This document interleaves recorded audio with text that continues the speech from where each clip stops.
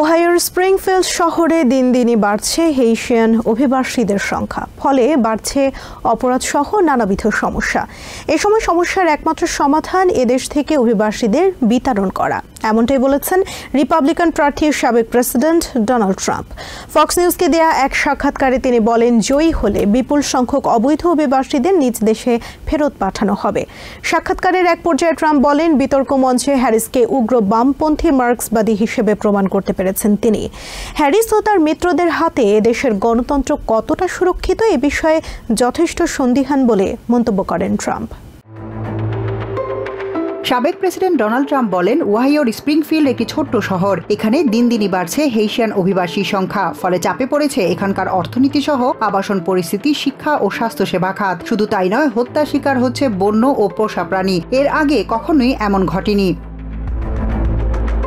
Trump বলেন, স্প্রিংফিল্ডে বর্তমানে 15 থেকে 20 হাজার অভিবাসী রয়েছে, তবে এ পরিস্থিতি থাকবে না, কারণ দেশকে আগের অবস্থায় ফিরিয়ে আনতে অবৈধ অভিবাসীদের নিজ দেশে অবশ্যই ফেরত পাঠানো হবে।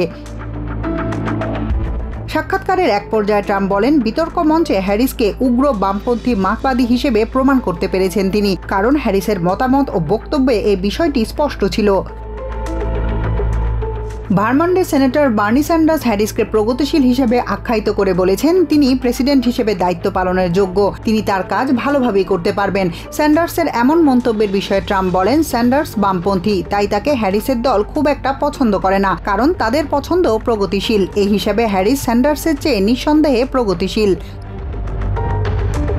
2020 সালের প্রেসিডেন্ট নির্বাচনের প্রাইমারিতে বাইডেনের কাছে পরাজিত হয়েছিলেন হ্যারিস। এখন প্রেসিডেন্ট নির্বাচন করছেন তিনি। হ্যারিস ও তার মিত্রদের হাতে এদেশের গণতন্ত্র কতটা সুরক্ষিত, এমনটাই প্রশ্ন করেন ট্রাম্প।